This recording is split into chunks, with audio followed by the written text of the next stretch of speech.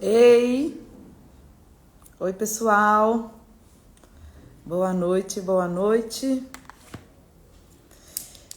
Ih, que segunda-feira, hein, gente? Ó, que segunda, que quarta, ó como é que tá a minha cabeça.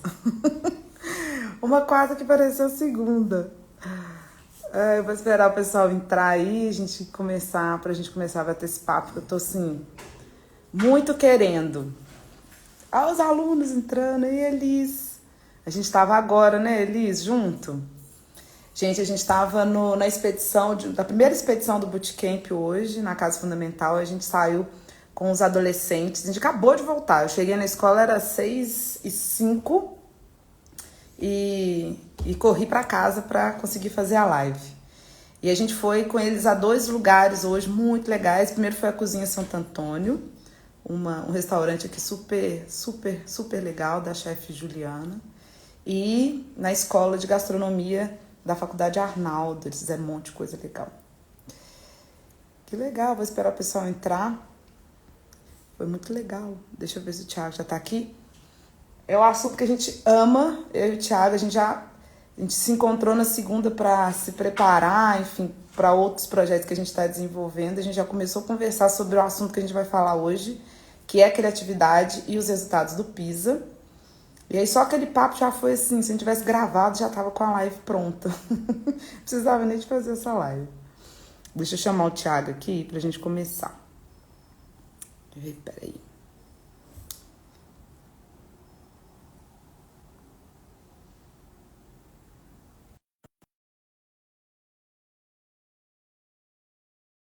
Ei, gente, tudo bem?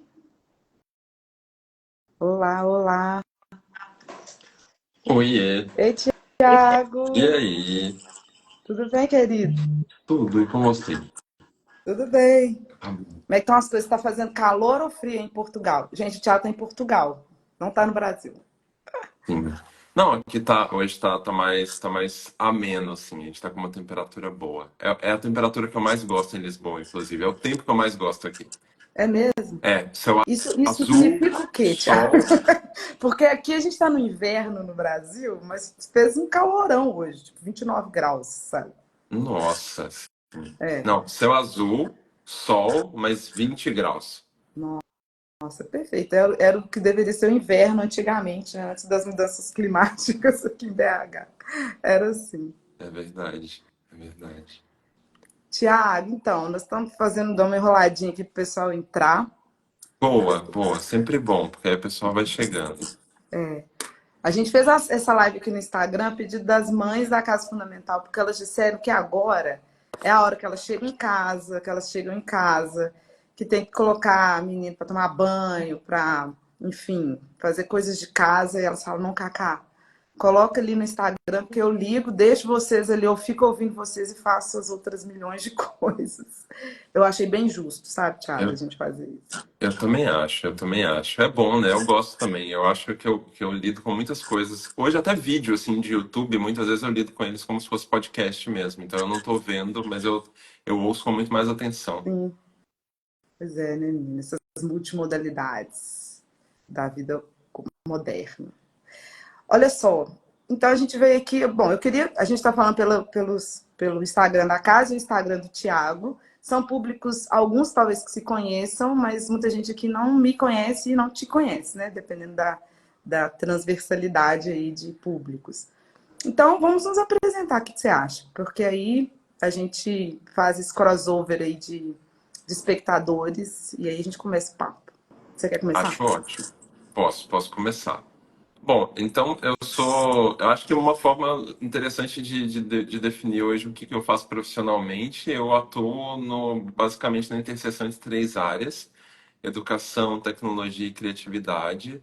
Então, eu ao mesmo tempo que estou na área acadêmica, dentro de escola, né? Eu sou coordenador de especialização na PUC Minas, coordeno especializações em produtos digitais, sou professor de especialização, ah, em produtos digitais, falando sobre transformação digital, sobre tendências, em tecnologia. E também dou aulas. Aí eu dou aula tanto aí na PUC no Brasil, quanto dou aulas aqui também em Lisboa, numa escola também voltada para essa área digital, e aí eu falo sobre cultura de inovação, futuro do trabalho. E estou morando em Lisboa, ainda falando, completando esse lado acadêmico. Ao mesmo tempo, simultaneamente que eu trabalho, eu faço também um mestrado, então estou fazendo um mestrado aqui em educação. A minha linha de pesquisa é voltada para educação e inteligência artificial, então eu estou estudando nesse momento como a inteligência artificial está impactando os processos de aprendizagem e quais são as competências que estão associadas a essa introdução das inteligências artificiais, especialmente as generativas, nesse contexto de aprendizagem formal, no ensino superior, que é o meu foco agora de pesquisa. E eu também trabalho já há mais de 14 anos como designer de aprendizagem. Eu trabalho com educação corporativa, ou seja, ajudando organizações a desenvolver novas competências através de estratégias de aprendizagem e também de programas, né? Então, assim, treinamentos, workshops que a gente tanto desenha quanto também facilita. Uma das coisas que eu mais gosto de fazer é facilitar o workshop, então essa é uma parte muito, muito gostosa também. E essa parte eu faço através da Curral, que é a minha empresa que eu fundei em 2011. Sou Nossa. pai também, então assim, eu sou Essa educador parte em tempo eu ia integral. falar, mas é a outra parte mais importante. Sou educador em tempo integral, então assim, sou pai de uma criança de 7 anos, a Nina, e sou casado com uma educadora, então assim, a gente respira educação nessa casa o tempo inteiro. São maravilhosas, Nini e Pati. Então, assim, Tiago é o. A gente se conhece desde muito antes, né, Tiago? Assim, já tem muito tempo. Desde antes, inclusive, de Casa Fundamental. Aí eu pego esse veio, já me apresento para a galera aí da rede do Tiago. Então, meu nome é Maria Carolina Mariano. Todo mundo me chama de Cacá, então não é intimidade em excesso, gente. É assim mesmo que as pessoas me chamam. Ou Carol, enfim. E eu sou, hoje, faço direção de inovação e processo de aprendizagem da Casa Fundamental e sou cofundadora da Casa Fundamental. A Casa Fundamental é uma escola de educação básica no Brasil. Eu sei que eu tô falando, posso estar falando com alguém de Portugal aí também.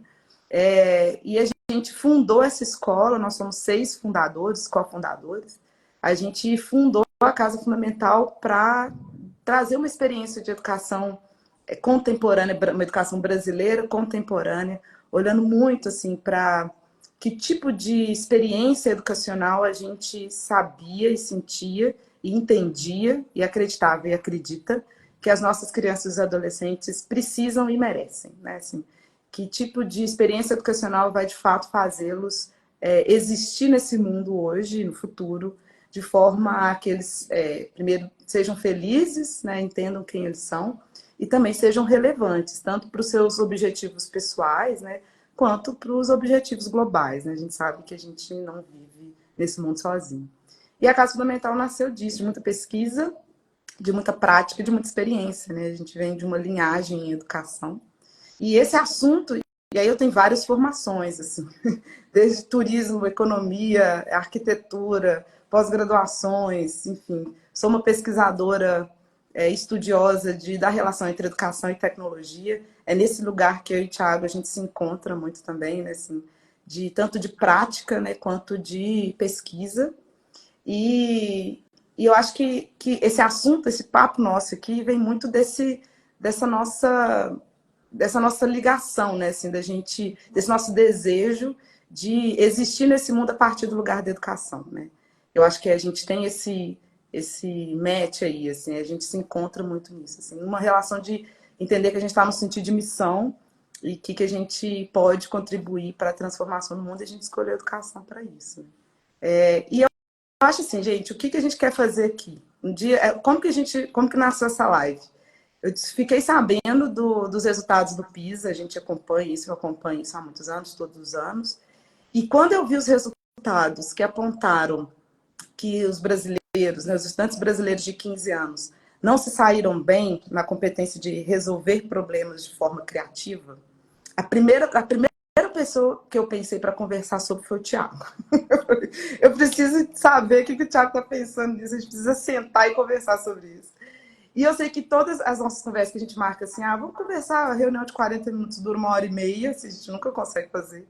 E eu propus para o Thiago, literalmente, peguei o telefone e falei, Thiago, vamos fazer uma live e vamos conversar, em vez de conversar aqui só nós, vamos conversar com todo mundo. Então, esse é o objetivo, gente. A gente não tem roteiro, a gente só tem um desejo de trocar o que a gente está pensando sobre, especificamente sobre os resultados do PISA, mas, obviamente, sobre essa competência criativa. E a gente está aqui para conversar isso junto e vocês ouvirem e tudo mais. Esse é o plano, sabe? Ou seja, conversas livres e eu vou deixar, Thiago, não sei o que você acha, a gente nem conversou sobre isso. Não sei se a gente fecha os comentários e depois abre no final ou deixa os comentários rolando. Eu não tenho muita experiência em live Instagram, não. Ah, eu acho que É, a gente pode deixar e a gente vai vendo assim os comentários e comentando junto, porque eu acho que pode né? ser legal também para a conversa acontecer, né? Beleza. Então, falou, tá falado. Bom, eu trouxe aqui um resumo que eu acho que só para fazer uma, já que foi eu que convidei, e o Thiago é muito melhor facilitador que eu, então ele mesmo falou isso. Eu trouxe aqui um resumo para quem não ficou sabendo ou ficou sabendo muito superficialmente sobre o que aconteceu nessa semana, que inclusive fez com que a gente marcasse esse papo aqui hoje. E basicamente o que aconteceu foi que a OCDE, peraí, deixa eu abrir aqui para não falar bobagem, tá no meu celular. A OCDE, que é a Organização para Cooperação de Cooperação para o Desenvolvimento Econômico, que é uma organização muito respeitada no mundo, ela divulgou os dados do PISA, que é o Programa Internacional de Avaliação dos Estudantes, em inglês, né? Por isso PISA, que faz uma avaliação mesmo da educação básica em alguns países do mundo. Quais países? Os países que topam participar dessa prova, gente, é bem assim mesmo. E a OCDE é uma organização de cooperação, ou seja, os países cooperam, os pesquisadores cooperam a fim de produzir alguns resultados, algumas pesquisas que impactam, de fato, o desenvolvimento no mundo de maneira mais global.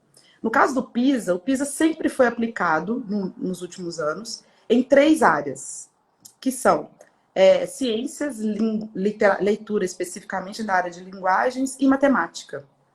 E, como a gente já sabe, ou quem não sabe deve saber, o Brasil nunca foi bem nessa prova. A gente sempre teve resultados muito ruins mesmo no PISA em relação a essas 3 áreas.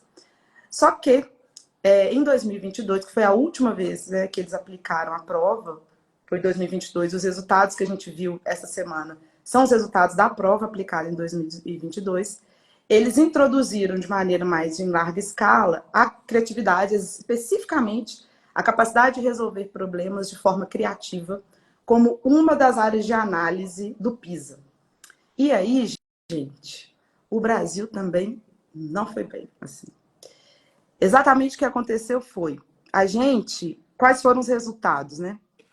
Ela Carol, deveria posso. avaliar dentro dessa perspectiva da capacidade de perspectiva criativa, a capacidade dos jovens de sugerir soluções originais, de usar a escrita e a arte para representar novas ideias e criar histórias imaginativas. Então, quando a gente está falando de o Brasil não foi bem em criatividade, que a gente viu em tudo quanto highlight essa semana, é exatamente isso que eles estavam investigando, e mais intrinsecamente. Capacidade dos jovens de sugerir soluções originais, usar a escrita e arte para representar novas ideias e criar histórias imaginativas. Então, 54,3% dos alunos brasileiros, gente, estão nos níveis mais baixos dessa competência. Não é só eles estão abaixo da média, mas eles estão nos níveis mais baixos. Eles têm uma escala de 1 a 5 e a gente está ali entre os níveis 1 e 2, né? E a gente tirou 33 pontos, que é uma quantidade muito baixa de pontos. E a gente tem alguns resultados também dessa pesquisa que eu já quero trazer e depois a gente parte para a análise, tá, Thiago? Para conversar sobre. Boa. Que em todos os países, alunos com maior status socioeconômico tiveram melhor desempenho em pensamento criativo.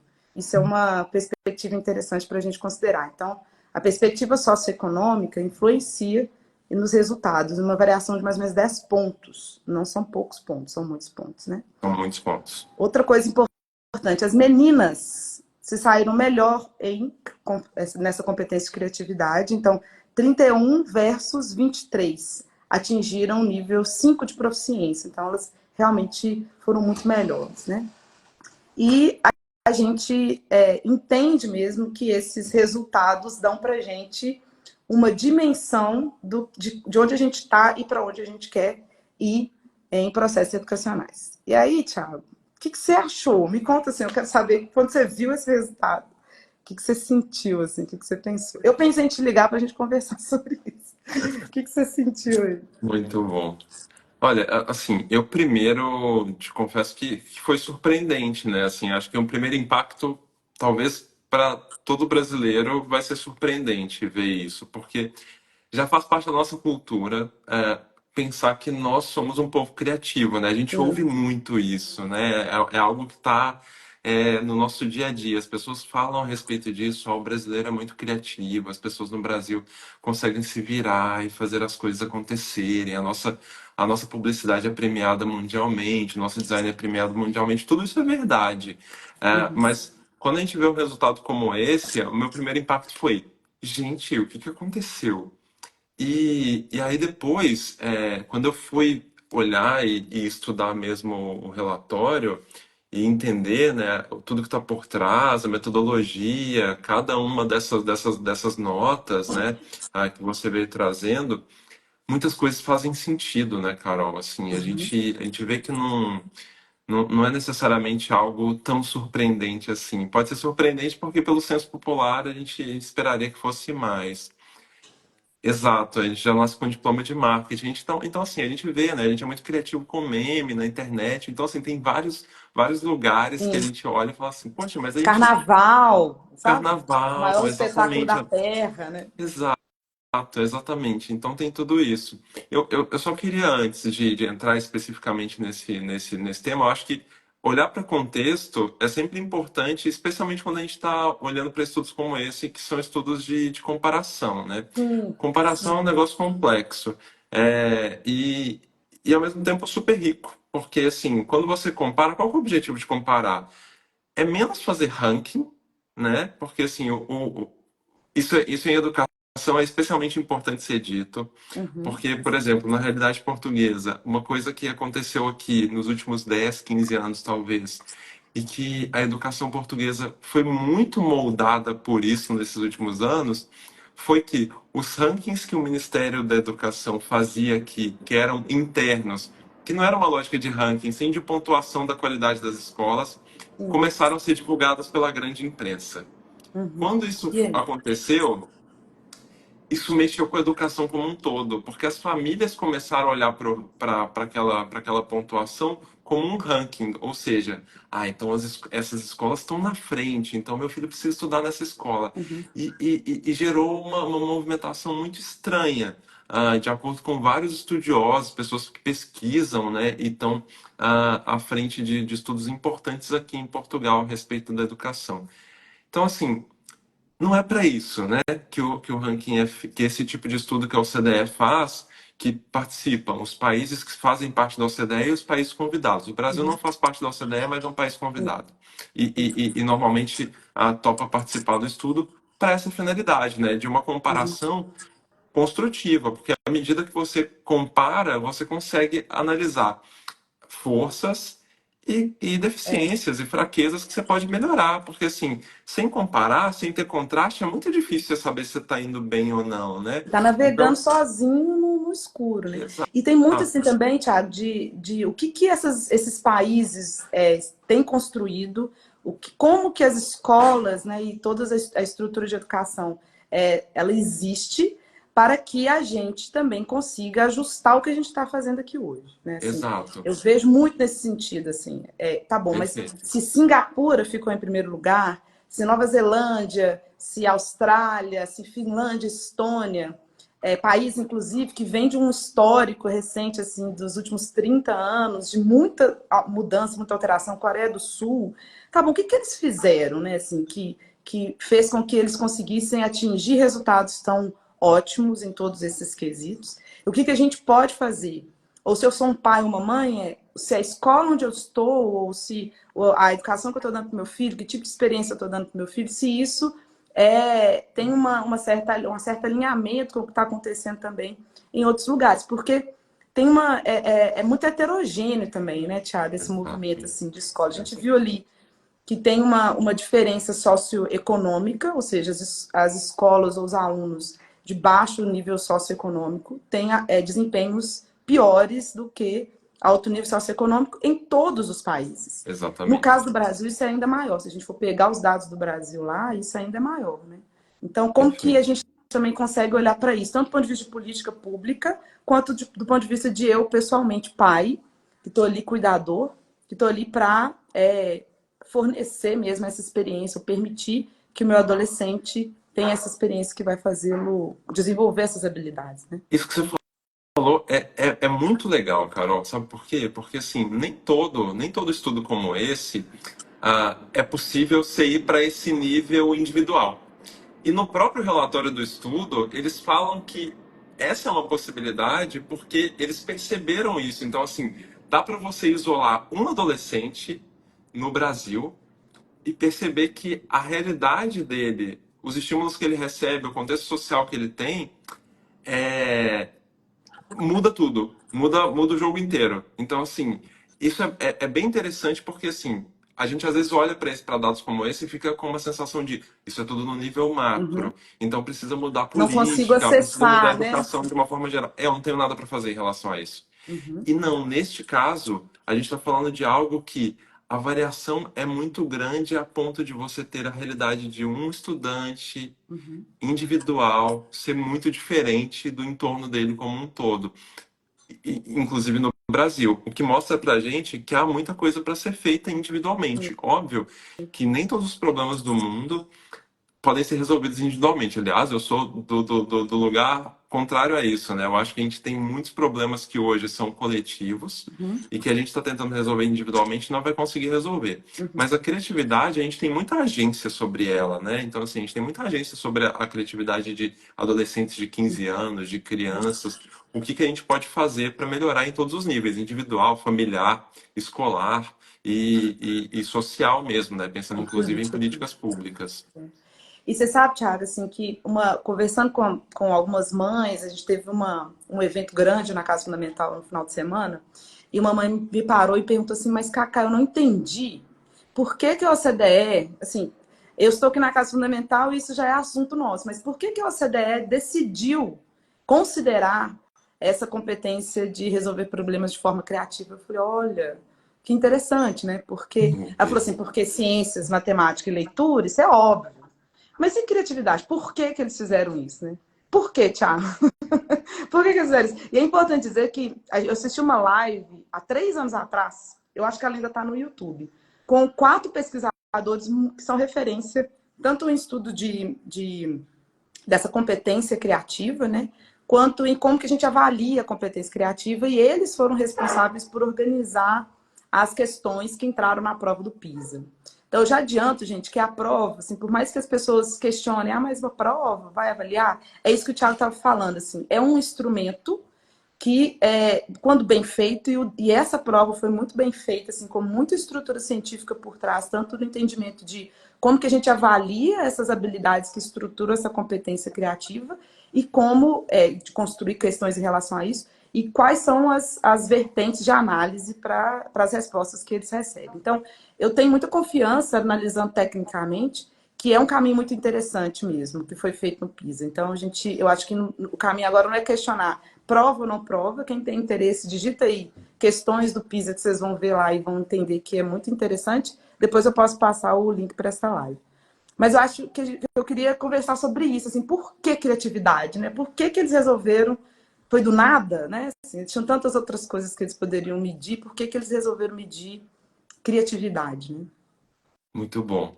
Olha, tem três coisas que me chamam muita atenção no próprio relatório como justificativas para isso. A primeira, a OCDE fala que a gente está numa realidade de mudanças muito significativas em várias dimensões da nossa vida, né? Social, econômica, política, ambiental. Uhum. E tudo isso vem já há algum tempo colocando e a OCDE, o Fórum Econômico Mundial, a Comissão Europeia, a Unesco, esses órgãos transnacionais sempre fazem estudos de quais são as competências mais importantes do século XXI, em função dos desafios que a gente enfrenta no mundo. Então, assim, Basicamente, eles olham para o contexto que a gente vive e pensam, poxa, quais são as competências que a gente precisa para navegar nesse contexto que a gente vive? E aí a primeira coisa que a OCDE fala em relação a por que começar a olhar para a criatividade no PISA é esse ponto de a criatividade é a segunda competência mais importante do século XXI, de acordo com a OCDE e de acordo com o Fórum Econômico Mundial.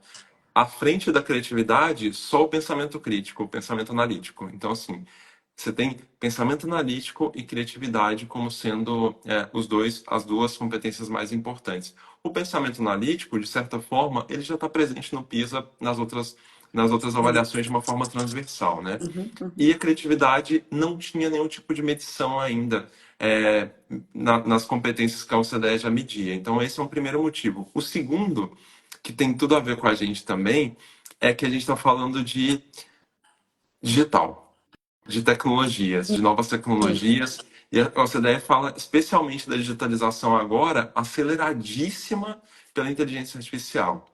E quando a gente fala de inteligência artificial, a maior parte dos grandes pesquisadores do mundo hoje em inteligência artificial, que estão à frente, né, estão na vanguarda das pesquisas relacionadas à inteligência artificial, uma coisa que já está claro é que no horizonte previsível, e aí eu falo horizonte previsível porque até que a gente tenha um salto tecnológico para uma inteligência artificial geral, que vai mudar muitas regras do jogo e a gente nem sabe quais. Então, assim, e esse horizonte previsível é de no mínimo 15 anos, porque, assim, os maiores pesquisadores do mundo de inteligência artificial foram consultados a respeito desse prazo e todos eles deram no mínimo 15 anos para a gente chegar a esse novo salto tecnológico em relação à inteligência artificial. Por que eu estou falando isso? Porque, do ponto que a gente está hoje em relação à inteligência artificial, o que mais faz diferença em sermos humanos perante a inteligência artificial são duas competências: capacidade estratégica e criatividade, para além do cuidado humano, que é fundamental. Então, assim, o Kai-Fu Lee, que é um desses grandes pesquisadores estudiosos, chegou a ser CEO da Google na China, e foi vice-presidente de outras empresas do Vale do Silício, dos Estados Unidos, durante muito tempo, doutor em ciência da computação, em deep learning, etc. Ele fala isso com muita propriedade, que assim, se tem um lugar que é protegido dos seres humanos, que a gente não entra em competição com a inteligência artificial, é esse lugar onde se combina cuidado humano, que pode ser traduzido como compaixão, e ele traduz como compaixão, e eu adoro que ele traduza como compaixão, porque concorda muito com o que um psicólogo norte-americano chamado Paul Bloom, que você deve conhecer, fala sobre compaixão e empatia, que compaixão é a nossa capacidade de se mover pelo bem dos outros, e é uma definição muito bonita que concorda com isso que o Kai-Fu Lee está dizendo. Então, assim, seres humanos têm a capacidade de se moverem para o bem das outras pessoas. A inteligência artificial não faz isso, porque ela não é nem ciente, né? Então, assim, ela não tem nem ciência, então ela nem sabe que ela existe. Ela não vai fazer esse tipo de movimento. O outro ponto é pensar estratégias complexas, então esse pensamento analítico, esse pensamento estratégico foge à capacidade da IA como a gente tem hoje no mundo, e o pensamento criativo também. Então, essa parte da digitalização, da inteligência artificial avançando para esse novo lado, mais do que não concorrer com a gente, ela precisa dessas nossas competências para Ela que ela seja depende bem utilizada. disso. Exatamente. Exato. Ela depende Ela disso. só é alavanca de progresso, de inovação, de transformação, se ela estiver combinada com as nossas competências humanas. Então, Exatamente. esse é o segundo ponto. E aí, só para concluir essa parte, o terceiro ponto que eu acho muito significativo também é que a OCDE afirma que o pensamento criativo ele não é só importante para o futuro desses adolescentes de 15 anos, que é uma coisa que às vezes a gente pode ficar pensando, porque a criatividade vai ser importante então para o futuro do trabalho. Também, mas criatividade é importante para o presente, especialmente em relação a processo e estímulo-aprendizagem. Então, Isso. assim, crianças e adolescentes criativos tendem a aprender a aprender. Então vão E na aprender verdade eles melhor. precisam. Não Exato. existe, não tem outra possibilidade. Então, basicamente, foram esses três pontos que me chamaram a atenção do porquê que ela fez isso, né? Era quase urgente que fizesse mesmo. E eu não tenho dúvida disso. Na verdade, a gente já tinha, eles já tinham um movimento de avaliar competência criativa. Mas eles estavam ainda na dúvida de como que eles conseguiam fazer isso de forma técnica. E aí eles fizeram alguns, né, provas testes nos anos anteriores e emplacaram essa em 2022. Eu estava muito na expectativa disso acontecer, porque assim, a gente fundou a Casa Fundamental, né? Ela é baseada metodologicamente isento, por exemplo, numa abordagem que a gente chama de construcionismo. Construcionismo tem uma máxima que é assim: a gente aprende mais melhor, não só crianças e adolescentes, mas todo e qualquer ser humano, quando a gente constrói algo, quando a gente cria algo, uma entidade compartilhável, um artefato, e torna isso uma entidade pública, compartilha isso. Então a gente aprende mais melhor quando a gente cria algo e compartilha isso. Essa é o que estrutura o nosso entendimento hoje de como a gente aprende de forma mais qualificada, ou seja, como a gente aprende a aprender, como a gente aprende habilidade de metacognição. Numa escala de 0 a 10, é tipo assim, 10 de metodologia. É isso, é uma perspectiva construcionista. Então, a gente já sabia lá nas ciências da aprendizagem, na ciência da cognição, que é assim que a gente aprende mais melhor. Mas quando vem uma OCDE, quando vem um PISA e esfrega isso na cara da sociedade, tem um lugar que eu falo assim, eu fiquei aliviada. Essa foi a sensação que eu tive. Eu falei, ai, que bom, porque aí as pessoas vão conseguir entender que o que a gente está falando não é assim, que a gente faz todos os dias, não é coração emocionado de educador que acredita e deve acreditar numa educação transformadora e humanista. Inclusive, minha mãe não gosta desse termo educação humanista, porque ela acha que deveria ser um pleonasmo redundante. A gente não deveria ter que adjetivar a educação, muito menos ou muito mais como humanista. Né? Educação é, humanista é. Né?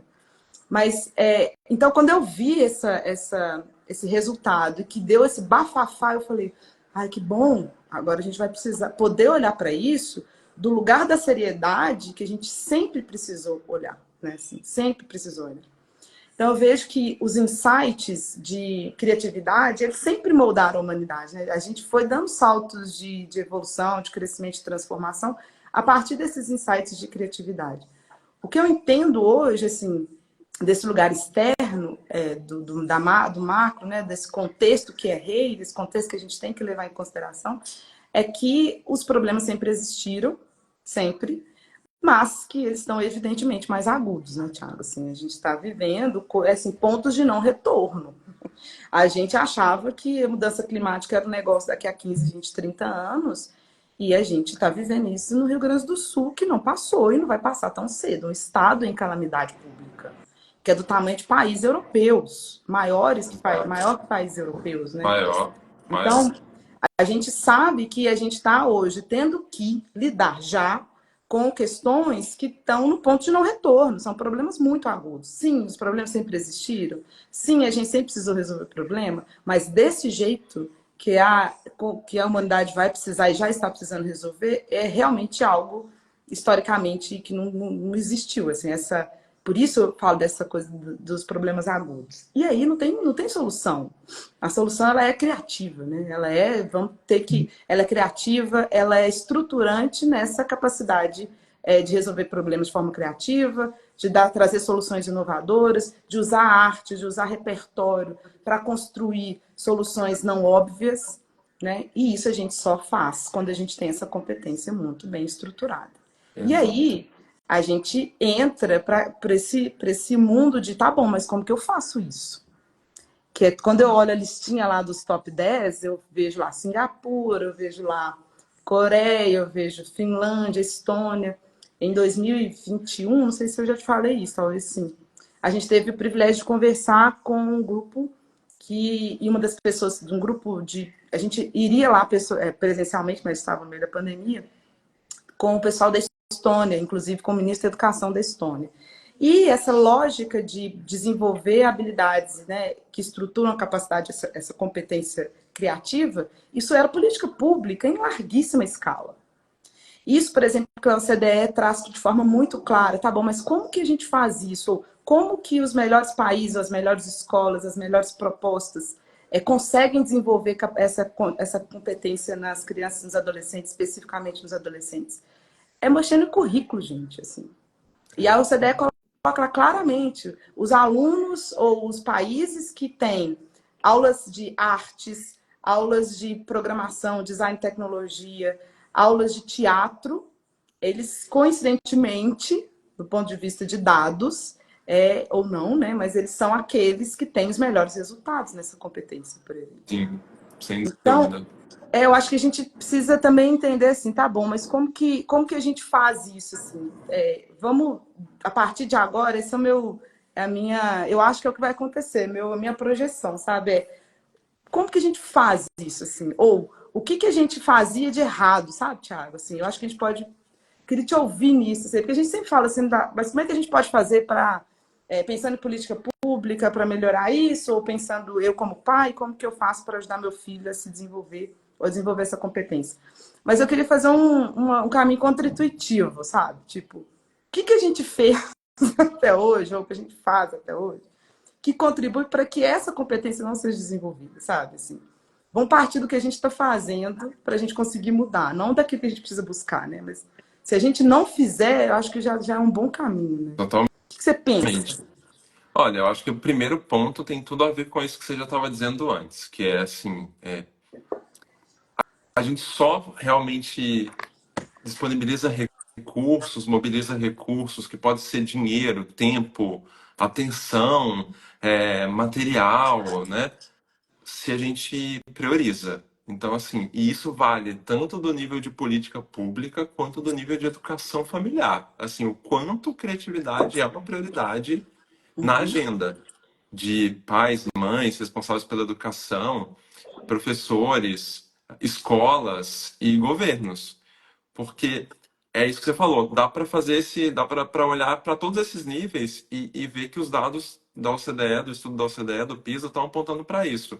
Governos que não priorizam a educação em criatividade, que isso não está na agenda, tiveram, tiveram um desempenho pior como país, né, como região. Escolas que não colocam isso na agenda também tiveram desempenho piorado. Professores que não trabalham isso, ou que não têm também recurso pedagógico para trabalhar criativamente dentro de sala de aula, também tiveram alunos que tiveram desempenho piorado. E aí, do ponto de vista social, o PISA não vai para esse nível familiar, mas a gente sabe pela sociologia da educação que as famílias que priorizam e desde cedo colocam para a criança e para o adolescente a importância do desenvolvimento criativo, isso é fundamental. Até porque tem uma coisa que a gente já até conversou no nosso papo de segunda-feira, que tem muito a ver com isso, que é muitas vezes famílias de baixa renda acabam estimulando a criança e o adolescente a ter um comportamento mais voltado para a disciplina, para seguir as regras. Isso Uma é estudo obediência sociológico. cega, né, coercitiva ali. Exato. Isso é estudo assim, sociológico que vale para várias regiões do mundo, incluindo o Brasil. Por outro lado, famílias com maior poder aquisitivo, mais repertório cultural, tendem a incentivar a criança a ser criativa e valorizar atos criativos. Então, o que a gente está falando é também do que você reforça, né? Você reforça quando tá tudo organizado, tá tudo limpo, tá tudo no lugar, tá tudo certo, fez o dever de casa, guardou as coisas quando chegou em casa, ou você também dá reforços positivos quando você percebe que teve um pensamento diferente, propôs uma coisa nova, resolveu algo de uma maneira não óbvia, quis passar por um outro caminho, trouxe uma nova possibilidade numa situação problema. Então, assim, esse tipo de atenção, esse tipo de recurso é fundamental no nível familiar, né, no nível individual ali, para que de fato a criança e depois o adolescente percebam que isso é uma coisa valorizada e que é incentivada, que é estimulada, porque a gente sabe muito bem que um dos fatores fundamentais do desempenho escolar e do desempenho na vida é, é de fato autoeficácia. O quanto eu acredito que eu sou capaz de fazer isso. Sim, E por outro lado, o quanto eu vejo que isso é valorizado, né? O quanto as pessoas sim. esperam isso de mim. E o contexto manda muito nisso, né, Carol? Acho que uma coisa que está no relatório também que foi muito interessante da OCDE ter tocado, que ano passado a OCDE fez uma pesquisa sobre habilidades sociais e emocionais, Uhum. que de alguma forma já passou pelo tema criatividade. E o jeito que passou pela criatividade foi muito interessante para a gente refletir, que é os adolescentes, eles se sentem menos Aham. criativos do que as crianças de 10 anos. Os adolescentes de 15 anos se sentem menos criativos do que as crianças de 10 anos. Então, alguma coisa acontece nesse intervalo de tempo que esse sentimento de autoeficácia em relação à criatividade se perde. Pé. Eu tenho um caminho e eu sei que você tem outro. Eu tenho uma hipótese e eu sei que você tem outra. Sobre isso. Porque o PISA mede essa competência por volta ali dos 15 anos, né? Que é Exato. adolescentes entre 14 e 15 anos. E aí, gente, assim, isso que o Thiago falou é óbvio. Aí eu falo que eu fiquei aliviada quando eu vi o PISA, né? Eu falei assim: ah, finalmente a gente vai precisar olhar para o espelho da educação e da experiência que a gente proporciona para as nossas crianças, tanto em casa quanto pais, quanto qual a escolha de que tipo de educação formal eu dou para o meu filho, porque não tem jeito a gente fechar os olhos mais. Assim, tá claro. Então, não adianta eu querer ter resultados diferentes fazendo a mesma coisa que 300 anos atrás. Ou seja, não adianta eu saber que criatividade é competência imprescindível daqui para frente. E eu estou falando, gente, para a gente sobreviver. Não é só para mercado de trabalho. Para mercado de trabalho é óbvio, assim. Mas é para a gente sobreviver nesse planeta. Porque é isso que o Thiago falou, assim, é uma criatividade sobre si também. Eu preciso saber me transformar ao longo dessa complexidade do mundo. E essa criatividade não é uma criatividade só aplicada a mercado de trabalho, não. É criatividade, competência criativa, né? E isso eu uso em prol, inclusive, de mim mesma, assim, do que eu quero ser, de como eu coloco minhas ideias no mundo, etc. Então, a gente está falando de uma competência que é imprescindível para sobreviver.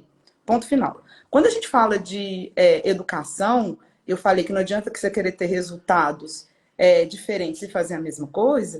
O que eu estou dizendo é que, gente, não adianta a gente colocar os adolescentes, né? Então, a gente está falando ali de 15 anos, ele viveu 13 anos dentro de uma escola formal, em que pensamento divergente, que é a base da competência criativa, o que é pensamento divergente? Eu conseguir ter uma dada realidade, divergir, ir para caminhos não óbvios. É a base do pensamento criativo.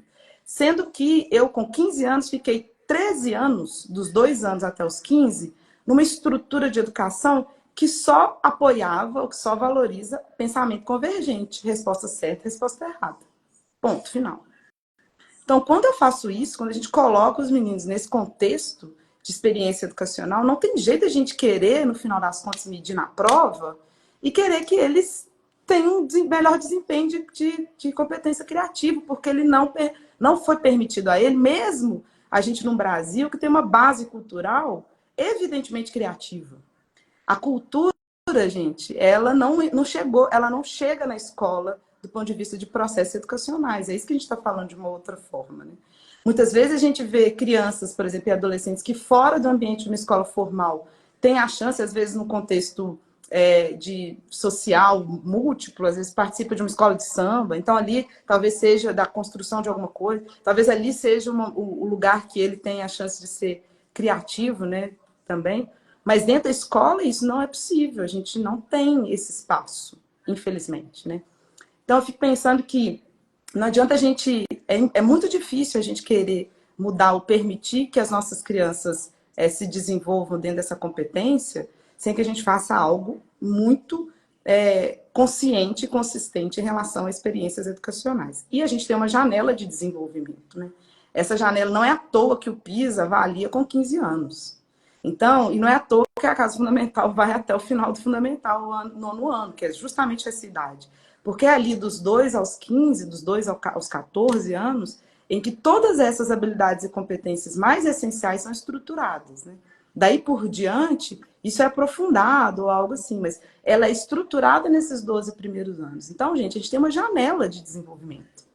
Se a gente não permitir que as crianças e os adolescentes tenham experiências que de fato vão estruturar essa competência, porque ela é uma competência, Então, ela é microestruturada por diversas habilidades. Então, a gente precisa garantir que eles tenham essas experiências para construir essa competência.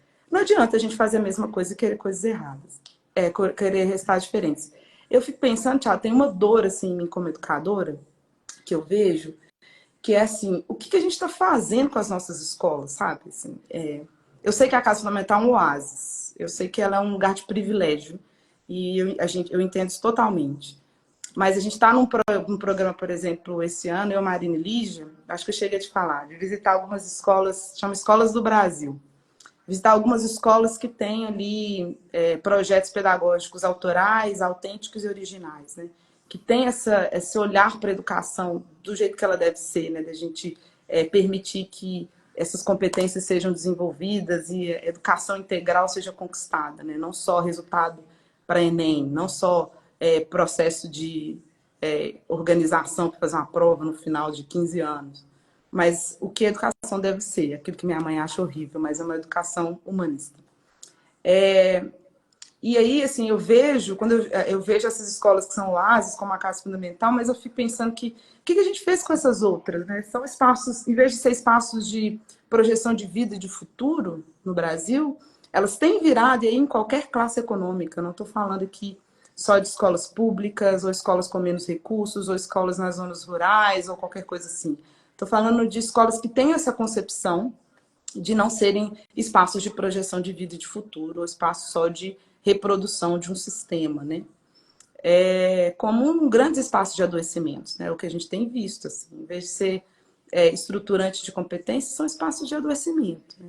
Então, não adianta a gente querer que as crianças sejam criativas se elas não são vistas em sua essência, se elas não se sentem num lugar de confiança, se elas não conseguem manifestar os seus desejos, seus erros, se elas não conseguem mudar de mentalidade ou construir essa competência, se elas não forem emocionalmente também impactadas, assim, né? Que, se aquilo não engaje, se aquilo não seja uma coisa vibrante, enfim.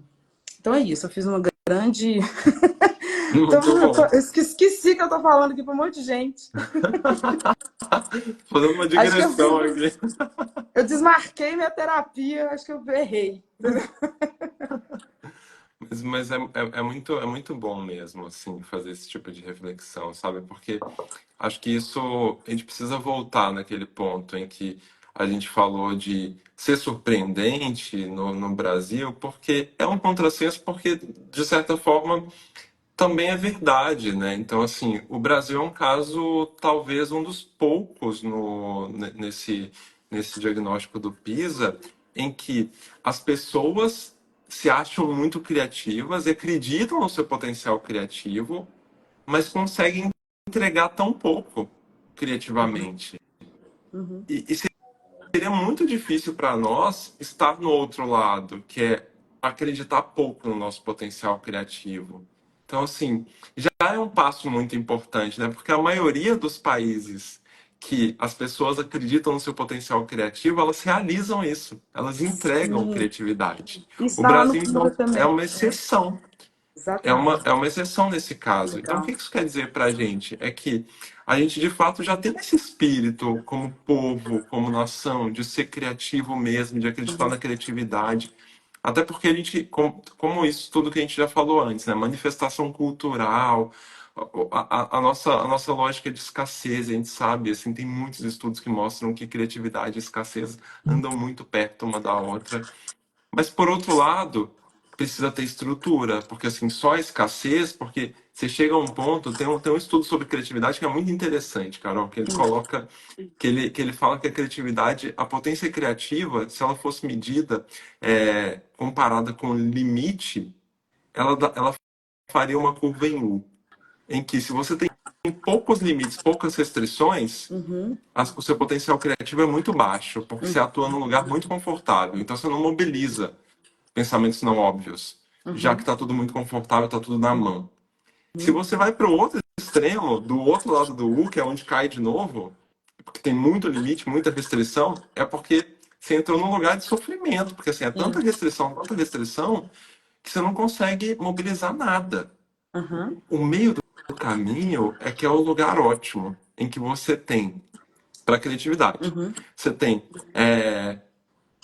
você tem limites colocados ali, mas limites de uma forma equilibrada, que não são poucos nem muitos a ponto de te colocar numa situação de imobilidade, de sofrimento, de meu Deus, eu não tenho o que fazer aqui nessa situação. Uhum. Então, te colocar num desconforto, e aí daí que surge também essa expressão desconforto criativo, é Uhum. também muito interessante, porque o desconforto criativo nasce disso, né? De você olhar para os recursos que você tem, não serem tantos, mas também não serem poucos a ponto de você não conseguir fazer nada. E a Uhum. partir do momento que você olha para esses recursos que estão sobre a mesa, você começa a dar outras finalidades para ele. E é Uhum. nessa hora que você começa a dar outras finalidades para esses recursos, é que você realmente exercita o seu potencial criativo.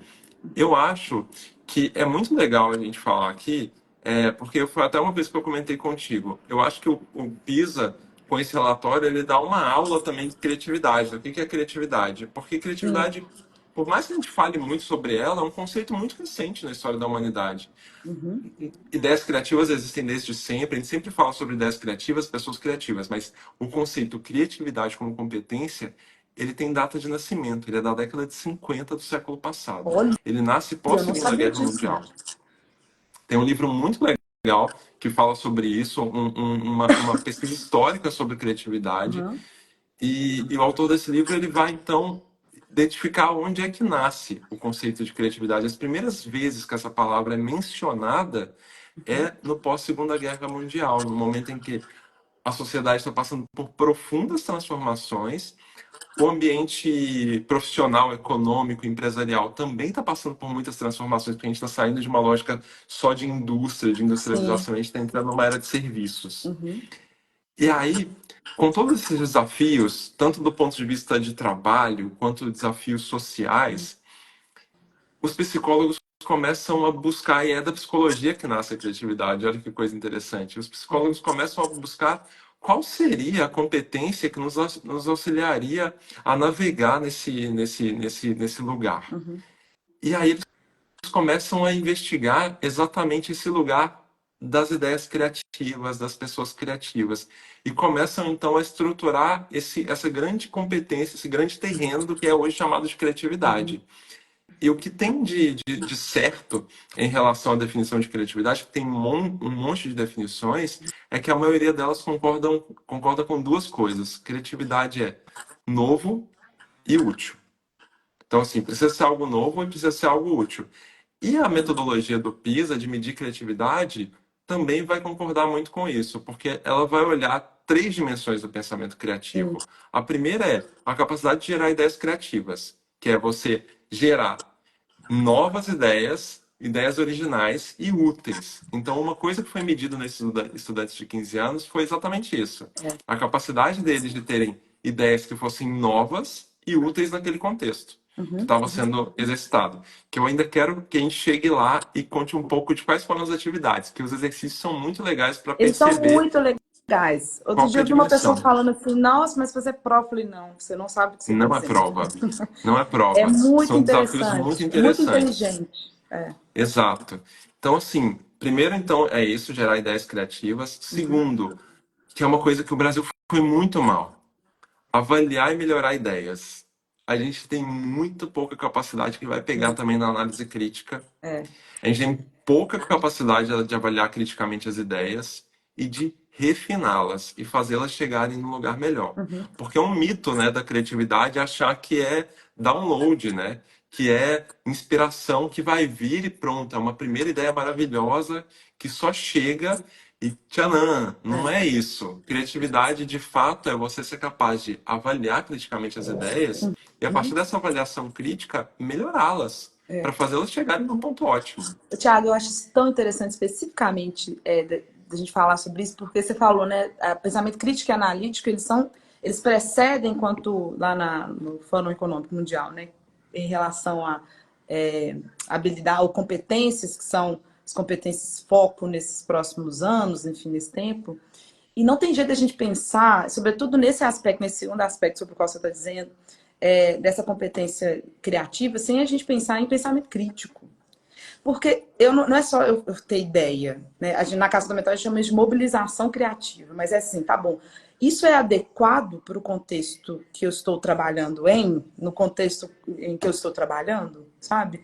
Isso tem a ver com, inclusive a gente fez uma School for Parents, a Lígia foi maravilhosa para explicar isso assim, didaticamente para os pais, que é a qualidade de competência de leitura. Porque quando a gente está falando de competência de leitura, não é a leitura e interpretação pura e simples de um texto argumentativo, dissertativo e fazer responder questão, não. É a competência mais ampla, assim, da gente conseguir ler o contexto, interpretar esse contexto e junto com uma outra coisa, com uma outra entrada, com outro estímulo, por exemplo, eu chegar a conclusões, né? Então, isso que você está dizendo, e isso é a base de pensamento crítico. Não existe pensamento crítico sem competência de leitura, né? Então, às vezes eu vejo, por exemplo, as escolas falando, a gente desenvolve competência de leitura e é pura gramática e ortografia. Eu falo assim, gente, não é possível que só a gente, não é possível, sabe? Mas é isso, assim, é só a gente que está vendo que isso é um traje. Né? A gente desenvolver proficiência em língua, competência de leitura, não é só você ficar botando o menino para responder pergunta de gramática e de ortografia, muito antes pelo contrário em relação à competência de leitura. É muito antes do que isso, inclusive, né? Exato. Então, eu só queria trazer esse ponto que eu acho muito fundamental. Competência de leitura, pensamento crítico, competência de leitura. Para isso que o Brasil tem como um das piores vertentes dentro dessa lógica da competência criativa, tem muito a ver com pensamento crítico. Tem muito a ver com competência de leitura, né? Totalmente, total. Nossa, assim, eu adoraria estar nesse lugar que você falou agora, porque assim, eu acho que isso merecia um outro papo, um outro encontro, porque assim, se a gente for cruzar isso que você acabou de dizer sobre pensamento crítico e leitura e capacidade de escrita com inteligência artificial, a gente vai perceber Ai, onde é que a tchau. inteligência artificial vai substituir a gente assim, ó, em altíssimo nível e como é que a gente está deixando o que é uma competência de leitura e de escrita que é significativa mesmo de lado? E que tem Uhum, tudo a ver com isso que você acabou de falar, de pensamento crítico e criatividade. Então, assim, definitivamente não é nesse lugar aqui. Óbvio que isso é importante, mas isso é uhum, importante depois que você estrutura tudo que vem antes, né? Para exatamente. chegar nesse nível, inclusive com intenção de saber por que que você quer que seja daquela forma? Eu adoro dar um exemplo em relação à gramática, como a gente está falando, que se você for olhar, por exemplo, para o Saramago, para a forma como o Saramago escreve, tem uma intenção criativa ali por trás, que nasce de um repertório, que nasce de uma capacidade de uma análise crítica, que Uhum, inclusive em uma entrevista que ele fala qual que foi o ponto da virada em que ele deixou de seguir a gramática como ela era, com todas as suas pontuações e todos os seus recursos, para sim. dar vazão ao seu fluxo de escrita e de expressão criativa, é intencional, é de alguém que conhece muito bem a estrutura da língua, mas que parte de um lugar muito superior a isso, para chegar lá e falar assim: eu moldo isso da forma como eu quiser agora, porque a minha expressão Exatamente. criativa vai passar por outro lugar. É isso aí. Mas enfim, fechei essa porta, Eu anotei voltei. aqui, ó, que eu falei, a gente precisa falar de IA, mas nós não vamos conseguir, Thiago, você sabe. Não, não vamos, não vamos. Não, não vai dar certo. Ó, Assim, a gente vamos marcar outra só pra gente falar de IA? Vamos? ó, Aí ó. eu fazendo compromissos aqui ao vivo. Muito bom, eu acho porque também tem um outro assunto que eu só quero tocar no final, mas que eu sei que também é um assunto que poderia render muita coisa. Mas, ó, para voltar, Tá, vai lá. gerar ideias criativas é o primeiro ponto, avaliar e melhorar ideias é o segundo, e o terceiro é gerar ideias diversas. Então, assim, foi a outra dimensão que foi medida, foi avaliada pelo PISA, Uhum. e aí quando o PISA fala de gerar ideias diversas, tem duas coisas que são medidas aqui, que é a fluência criativa e a flexibilidade Isso, criativa. E aí, quando a gente está originalidade. falando de fluência criativa, é a capacidade de gerar muitas ideias, porque em Exatamente. criatividade isso importa muito. Uhum. Quantidade é igual a qualidade em criatividade. Uhum. Você precisa gerar muitas alternativas para que você realmente chegue a soluções melhores. É. Eu sempre brinco e falo sobre isso porque assim, o mito da genialidade também está aí, né? Se você pega muitas pessoas que são consideradas gênias na história da humanidade, elas tinham um traço comum, que era produzir muito. Muito. E Sim, a sim. alta produção delas gerava uma qualidade da produção que você filtrava. É igual hoje, né? As nossas fotos, como só para dar um exemplo muito simples, muito rudimentar. As nossas fotos com o smartphone melhoraram muito, né? Porque, assim, Uhum. antigamente, lembra?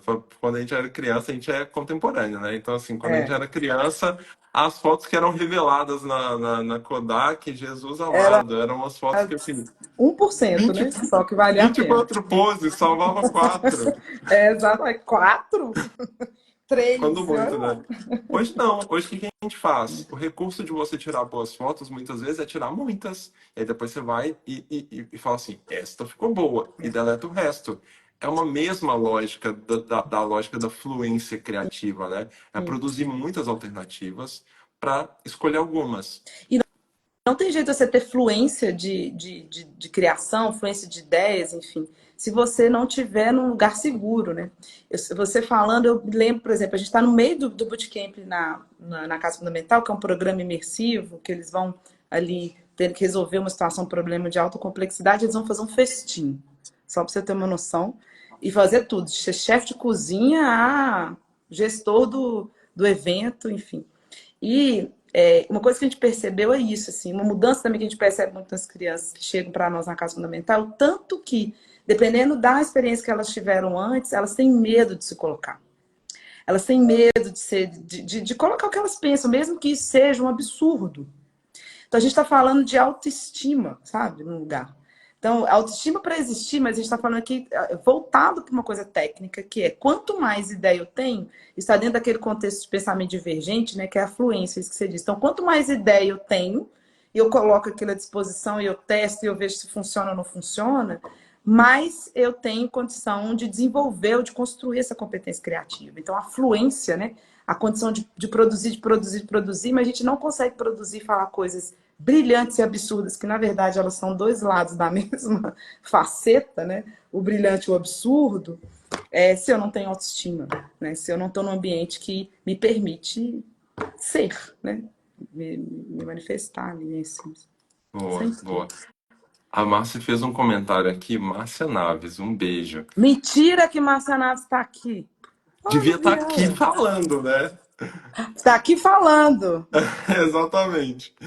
Mas esse comentário da Márcia é muito legal, porque, assim, de fato, né, a prototipação, a experimentação, tem tudo a ver com essa conversa toda. E eu acho, Márcia, que tem muito, muito mesmo a ver também com aquele ponto anterior que eu mencionei, né, de avaliar e melhorar a ideia. Porque a prototipação e a experimentação permitem que a gente critique a ideia e continue, melhorando essa ideia quando ela está nas nossas mãos. Quem Uhum. trabalha com criatividade, aí eu vou abrir o seu outro parêntese, muitas vezes, né, isso, pessoas que já estão muito fluentes e versadas nessa história toda, ainda assim cometem esse erro de achar que quando estão com o protótipo na mão, ou seja, a primeira versão da ideia para manusear, tá tudo acabado. Fala assim, não, então agora acabou, né? E não. A concepção original da D-School, né, que é a Escola de Design de Stanford, Sim, da própria IDEO sobre processo criativo e design thinking, é de quando você está com o protótipo na mão, é um momento ótimo para você criticar a ideia e refiná-la, né? E tentar ainda gerar mais alternativas ali. é, E aí, isso pode ser somado depois a essa lógica de a gente olhar para fluência e para flexibilidade, que aí é um ponto que eu acho que a Márcia está falando aqui, que não precisam ser muitas, mas que precisam ser muito diferentes entre si. Esse foi um sim. outro ponto que é o CDE que o PISA mediu, que é a Uhum. flexibilidade criativa, que assim, é o quanto essas ideias, elas de fato são diferentes, né? Elas apontam para possibilidades diferentes e abrem esse leque de oportunidades que tem a ver com esse pensamento divergente que você estava falando lá atrás, né, Sim. Carol? O problema do pensamento divergente para mim também é que muitas vezes a gente sofre com ele, porque como a gente não está acostumado com o pensamento divergente, a gente começa a criticá-lo, falar assim, isso é uma viagem, Você isso não tá vai dar doidão, não certo, tem a menor isso é condição. caos, não vai Nonsense. funcionar. Uhum, uhum, Exatamente. uhum.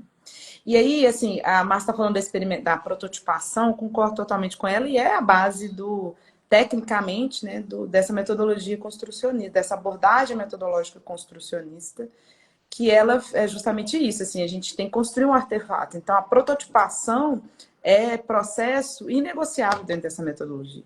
Então, a gente prototipa e a gente compartilha isso, torna isso uma entidade pública. Por isso que a linguagem é muito fundamental, porque eu não compartilho, para eu compartilhar um protótipo, eu preciso entender, tá bom, como que esse protótipo é no mundo, né? Assim, socialmente. Se eu estou construindo um festim, então, caso fundamental agora, os meninos estão construindo um festim.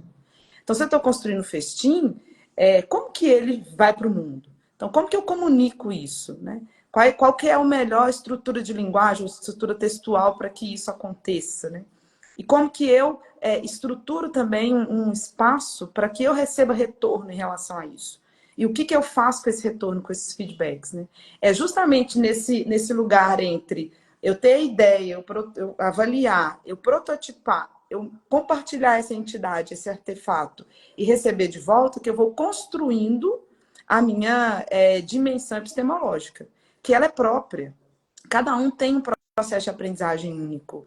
Cada um tem um processo criativo único. Mesmo que fazendo isso em conjunto, como os adolescentes estão fazendo isso agora, eles estão construindo um artefato que é único. Eles têm que colocar em prática um festim para 200 pessoas com o objetivo de arrecadar fundos para a causa de segurança alimentar no mundo. Então, o artefato é único, mas o processo criativo mesmo é único coletivo. Mas mesmo em conjunto, o processo criativo ele é próprio. Então, essa construção epistemológica acontece nesse lugar, assim, entre a ideia prototipada, compartilhada, através de uma estrutura social, né? Se eu colocando esse artefato no mundo, e eu recebendo e entendendo quais foram os meus objetivos, onde que eu cheguei, como eu não cheguei, como eu poderia ter feito diferente, se eu vou fazer uma nova prototipação e ir com esse artefato para um outro nível, ou eu paro aqui, sigo em frente, não sigo em frente, enfim. Né? Então é um processo muito, muito interessante, assim, muito bonito, e eu vou dizer, assim, muito difícil de fazer. Ainda bem que eu me lembrei de falar isso. Porque a gente está falando assim, vamos mudar o currículo das escolas, vamos colocar arte, vamos colocar trabalho por projetos, abordagem construcionista, etc. Gente, isso é difícil de fazer. Tanto do ponto de vista individual, pais, assim. Então, eu também preciso dar repertório para o meu filho e tal, e aí pais, cuidadores. Isso é difícil, vai demandar um investimento. Você vai ter que deixar de fazer alguma coisa que você gostaria individualmente para proporcionar isso para o seu filho de alguma maneira. Professores, gestores, isso é difícil, um contrafluxo do que a gente está, um contrassistema do que a gente está fazendo hoje, né? O que é hegemônico hoje no Brasil, que a gente viu que está dando errado. Está lá no PISA. Agora a gente tem provas quantitativas de que está dando errado. Então, assim, é difícil, é caro, a estrutura hoje de formação de professores não permite, estou falando das licenciaturas, o currículo das licenciaturas, ele não é um currículo que se atualizou para isso. A estrutura física das escolas, hoje a gente tem a Casa Fundamental, uma escola que tem, ela tem uma estrutura física que foi pensada para isso. E é evidente que a estrutura física tem um impacto na construção de mentalidade, gente, assim. Não adianta você querer levar um aluno, um aprendiz qualquer, pode ser inclusive adulto, o Thiago trabalha com educação corporativa, você sabe disso, para desenvolver e para mudar a perspectiva de mentalidade, se você leva para uma estrutura que é um hospital, um presídio, sabe? Assim, fica entre presídio e hospital. Quando que aquele sujeito que está aprendendo ali vai entender que aquilo é para ser criativo, para eu desenvolver perspectiva divergente, para eu trazer a arte? É muito difícil a gente fazer isso. Então, a estrutura física também é outra coisa que influencia, né? Sem dúvida. E isso tem muito a ver com a ambiência criativa, né, Carol? Assim, o Kevin Kelly escreveu um texto lá atrás, um artigo, acho que nos anos 2000, por aí, falando a respeito disso, ecoando, né, uma ideia do Brian Eno sobre cena criativa, e fazendo uma contraposição à genialidade, né? Então, assim, e falando sobre a genialidade coletiva. E ele fala que a genialidade coletiva só vai nascer de ambiências criativas. E a ambiência criativa pode ser lida tanto do ponto de vista de cultura quanto do próprio contexto físico também, né? E isso que você está trazendo é fundamental para ser refletido em todos os níveis, né? Até chegando no nível familiar mesmo, como você disse. É muito difícil porque mexe com mentalidade. Então, assim, tem muitas coisas que envolvem o estímulo a um pensamento criativo que a gente precisa olhar para o nosso dia a dia e falar assim, opa, peraí, como é que eu estou lidando com cada uma dessas questões, né? Como é que eu lido como é que qual que é a minha. Outro dia eu vi um escritor falando sobre algo que me chamou muita atenção, que ele falou assim, qual é a sua estratégia para o erro? Porque assim, não é sobre só falar que o erro é permitido, é qual é a estratégia para o erro, porque o erro precisa ter uma estratégia ligada ao processo de Sim, aprendizagem. Porque senão ele é só um erro, isolado ali naquela situação. Então, assim, porque muitas pessoas, às vezes, quando vem a gente falando sobre isso, pensam, ah, mas vocês estão. Eu já ouvi isso uma vez dentro de uma empresa. Isso é um endeusamento do erro, é a glorificação do erro. Não é a glorificação do erro, é entender o erro como parte do processo de aprendizagem mesmo. exatamente. Assim como a gente também precisa entender a reflexão como parte do processo de aprendizagem. Li um livro maravilhoso recentemente, tive a oportunidade de conversar com essa professora da D-School, que é também uma pessoa maravilhosa, que é autora de um livro da D-School, que é muito recente, que fala sobre experimentos com reflexões, e ela vai falar sobre o quanto a reflexão é tanto importante para a aprendizagem quanto para o processo criativo. Ela fala, sem reflexão não tem aprendizagem e nem criatividade. Não, não Porque, tem. de novo, né, a gente vai voltar naquele ponto do meio ali, que foi uma das avaliações mais importantes do PISA, uma das dimensões mais importantes do PISA em avaliação, e, ao mesmo tempo, uma das que a gente foi pior, né, que a gente não foi bem no contexto nacional, que é de avaliar e melhorar as ideias. Sem reflexão, sem capacidade de reflexão, a gente não faz isso. E aí tem uma série de coisas hoje que são lutas nossas para ter tempo, inclusive, de refletir, né? Ou capacidade de refletir, que é uma coisa que a gente está muito em falta e que eu até te falei isso, né? Que você até aquela hora falou assim, o Thiago tem uma outra explicação. Eu acho que para tudo a gente vai ter várias Sim. possíveis explicações aqui e muitas delas podem ser inclusive juntas que vão dar a resposta, né, de por que que a gente teve uma nota tão baixa. Eu acho que não pode sair do nosso radar um outro aspecto, que é a gente pensar em o uso do smartphone, especialmente das redes sociais, pelos jovens. A gente está com um livro super recém-lançado do Jonathan Haidt que fala a respeito disso. Tá sendo traduzido, vai ser lançado no Brasil agora em julho, A a versão geração em ansiosa, né? português. Introdução ao Geração livro. Ansiosa. Vai ser lançado em julho em português. Ele foi lançado em inglês já tem um pouco mais de um mês, se eu não me engano. E nesse livro ele dá dados muito importantes em relação a isso. Como que a introdução muito precoce de jovens, né, de crianças e adolescentes nas redes sociais tem afetado a criatividade dessas crianças e jovens, porque está afetando capacidades cognitivas e colocando muitas vezes essas crianças e jovens num lugar de muito passivo, né, de espectadores, de que estão ali Consumidores, né, Thiago? de Que é o que eles são. consumidores, exato, exato. De consumidores e não com papel proativo. Que eu acho que é uma questão muito importante da gente Pode falar falar. também, porque quando a gente está falando aqui de estimular a criatividade, muita gente pode pensar assim, ah, então tem que passar longe da tecnologia. Depende.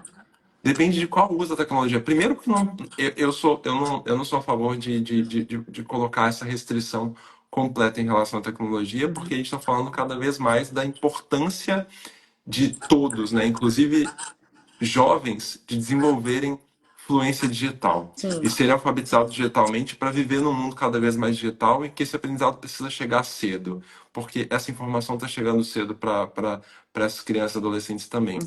Segundo, porque a gente já tem também comprovações de que a tecnologia pode ser alavanca de desenvolvimento, de aprendizagem, mas depende de qual tecnologia, Exatamente. né? E depende de qual é o uso dessa tecnologia que a gente está fazendo.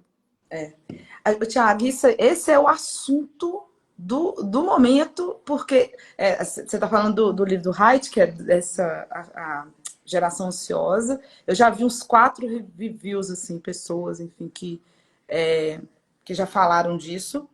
E o que eu fico, o que eu entendo, assim, e foi o tema, por exemplo, do School for Parents, toda vez que eu sou parada, alguém me pergunta, e aí, Cacá, o que a gente vai fazer? A gente tem dados científicos, mas a gente tem viés de observação também, né, Thiago? Então, sim, a gente lida com muitos adolescentes. E é óbvio, se não tivesse comprovação científica, se o Reich não tivesse lançado esse livro, que traz ali todo o embasamento, a gente não podia negar o nosso viés de observação, tá? Sabe assim? Uma perspectiva empírica. O adoecimento é nítido, ele é óbvio, Realmente. assim. A gente tem um lugar na Casa Fundamental, e o entendimento meu também próprio, de que tecnologia tem uma função para o processo de aprendizagem, que é permitir que as crianças possam se expressar. Ela tem uma condição de dar voz às ideias que é imprescindível. Então, se a gente está falando, por exemplo, que eles precisam criar, construir para aprender, para desenvolver essa competência de criatividade, você precisa criar, né? Não existe desenvolver criatividade sem criar. A gente tirar possibilidades de tecnologia que permitem essa criação é um contrassenso. Agora, de que tipo de tecnologia a gente está falando? De todas que existem, na Casa Fundamental a gente usa inúmeras. A gente desenvolve pensamento computacional com crianças de 5 anos sem tela. Então, se a gente fala tecnologia e quem está ouvindo a gente aqui faz uma leitura que tecnologia digital, volte 2 casas. Não, a gente não está falando disso. Uma perspectiva digital é essa tecnologia contemporânea. Né? Então, a tecnologia contemporânea, ou essa tecnologia mais recente, ela tem essa interface digital. Dentro dessa interface digital, a gente também tem vários gadgets, vários instrumentos, vários dispositivos. E o mais acessível são os telefones celulares, os smartphones. E isso é um problema. Os smartphones são um problema? Sim, porque... eu ia falar não, mas vou falar que sim. Viés de observação, tá? Eu não li o livro do Haidt ainda, não. Viés de observação, sim, sabe por quê? Porque eles não são usados como telefones. Eles são usados como base de plataformas de redes sociais, entende? Você usa seu celular a maior parte do tempo, você está nas redes sociais, assim, né? E os adolescentes mais ainda. E por isso que os smartphones são um problema. E a gente consegue ver isso, Thiago, assim, é nítido. Estou doido para Sim, ver o sem livro do dúvida. Haidt e a gente precisa entender isso. Esse impacto cognitivo, ele é real. Lá na Casa Fundamental, que é esse oásis, são 8 horas. E aí os pais... Quando a gente construiu a Casa Fundamental, a gente não tinha isso com tanta clareza, com tanta lucidez que é. Se a gente vai colocar os alunos durante 8 horas num contexto de aprendizagem de um currículo robusto, de metodologias diferentes, de um espaço que, né, propõe a pesquisa, a investigação, enfim, que tem agrofloresta, que tem, enfim, um monte de coisa, a gente afastaria os adolescentes 8 horas por dia de redes sociais. E hoje a gente está vendo que isso talvez esteja assim, nos top 5 coisa que as famílias de adolescentes hoje entendem como um grande diferencial, pensando em o que eles têm que investir, em que eles têm que investir na educação dos filhos. E sim, gente, de 24, tendo em vista que eles deveriam dormir 8 horas no mínimo e ficarem 8 horas sem telefone celular, a gente está falando que existe um manejo de mediação do celular de só 8 horas. E aí, existem várias estratégias da gente conseguir, enfim, fazer esse manejo, considerando que o adolescente só tem ou deveria ter o celular a partir de 14 anos. Né? Antes disso, a gente está ali falando de um outro contexto. Boa. Assim, e eu entendo mesmo, assim, de verdade. Outro dia eu vi uma pesquisadora da USP, especialista em tecnologias digitais e educação, também falando a respeito desse assunto, e eu acho que ela falou um ponto que eu concordo muito, que ela falou assim, a proibição do smartphone tem muito mais a ver com uma incapacidade nossa de lidar com a situação de uma forma geral, ou seja, é melhor proibir o smartphone do que ter que lidar com um grande problema que é o problema real, que é a rede social. Então, Uhum, assim, porque, de novo, o que a gente tem de dado concreto é quando o jovem, o adolescente, ele usa o smartphone de uma forma consciente, ou seja, é uma pessoa que de fato foi alfabetizada digitalmente, ele vira alavanca de desenvolvimento e de aprendizagem para a uhum. maioria. Inclusive, tem um recorte de novo, infelizmente, é um modelo que a gente ainda tem de escola e de sociedade que tem um recorte de reprodução social gigantesco, que é normalmente adolescentes, jovens com condições econômicas mais favoráveis vão fazer usos melhores Uhum, do uhum. smartphone do que os jovens com uma condição social mais baixa. Eles ficam Isso mais é, tempo em redes sociais, isso já está eles só comprovado. vão para a rede social. É. Eles só vão para a rede social. A internet virou a rede social. O digital virou a rede social. Eu tenho que E confirmar essa esse é informação, o mas grande acho que são problema. 35% a mais, Thiago.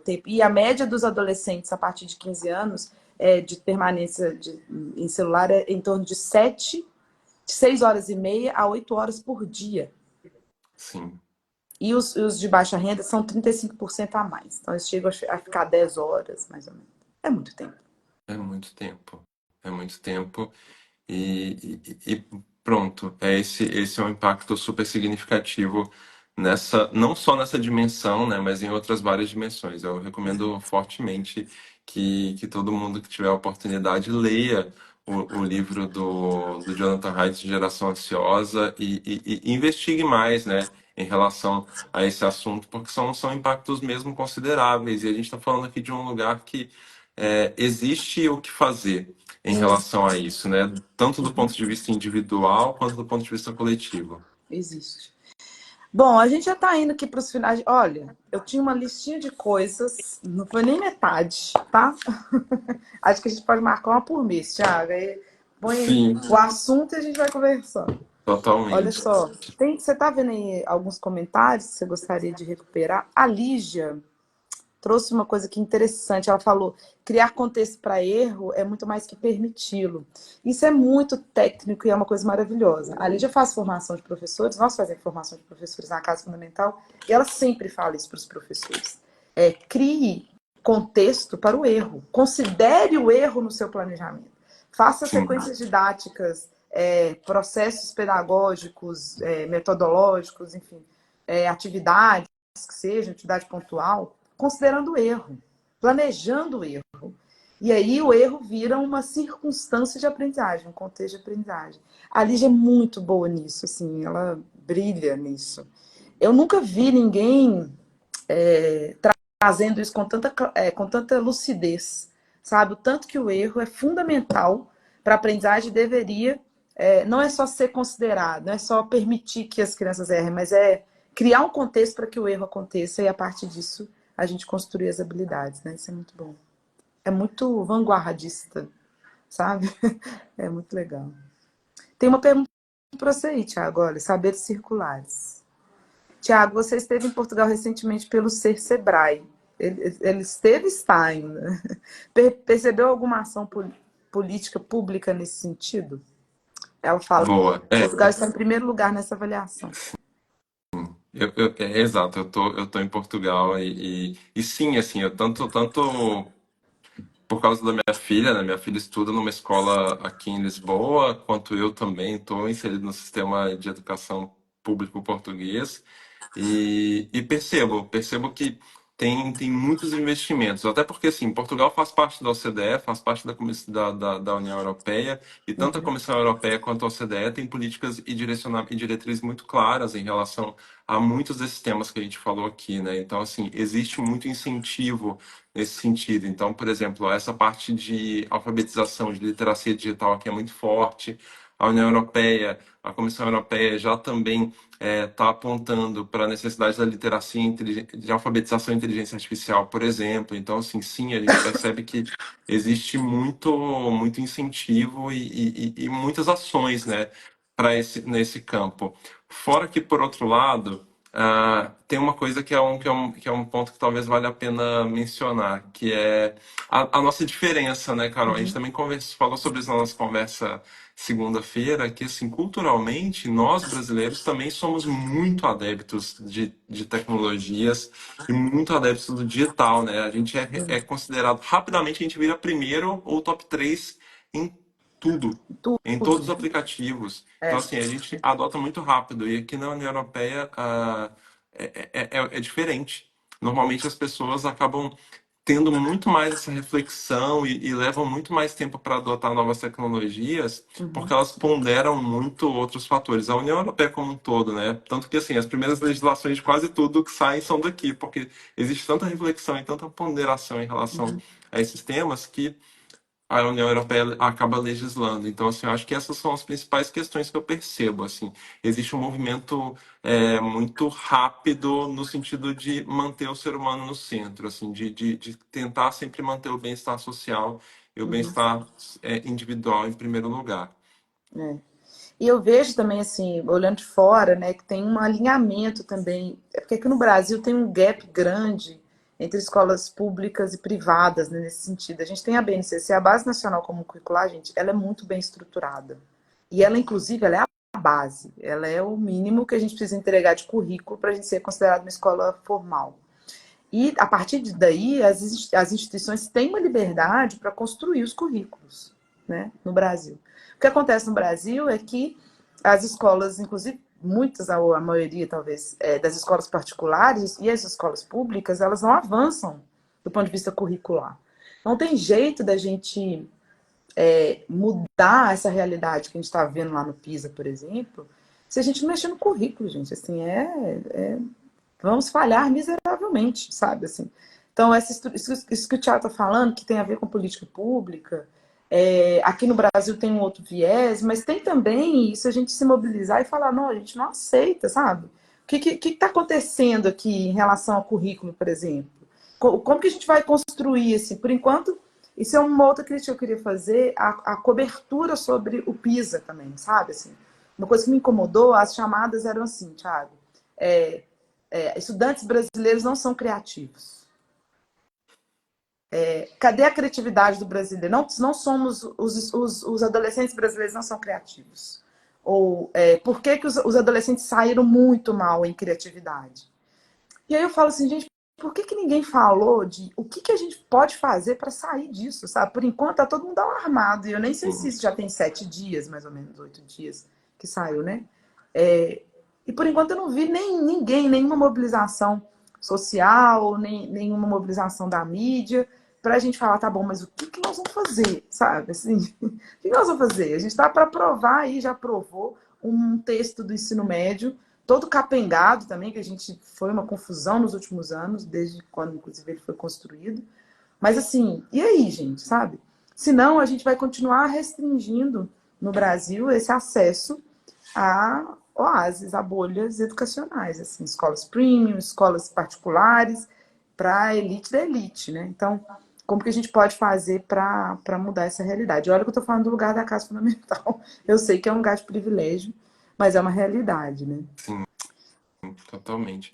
Posso comentar rapidinho só esse ponto que a Márcia trouxe aqui, que eu também acho que, sem dúvida nenhuma, é muito importante mesmo, quando a gente está falando de todos esses aspectos que a gente levantou, inclusive em relação ao digital, ela levantou a ocupação, né, das crianças, dos adolescentes o tempo inteiro, né, de ficarem o tempo inteiro produzindo. E o Jonathan Haidt fala sobre isso também no livro dele, de uma forma que eu acho bem Uhum, interessante, que é essa lógica de não dar espaço mais para o brincar. Então, assim, como que o smartphone, inclusive, entrou nessa roda, né? A rede social entrou nessa roda, que já estava num movimento de cada vez ter menos espaço mesmo para brincar, para brincadeira, e aí a rede social aí toma mais ainda esse espaço, né? Porque uns 2 anos atrás, Carol, se eu não me engano, o TikTok fez uma pesquisa sobre por que as pessoas entravam no TikTok. E naquele momento,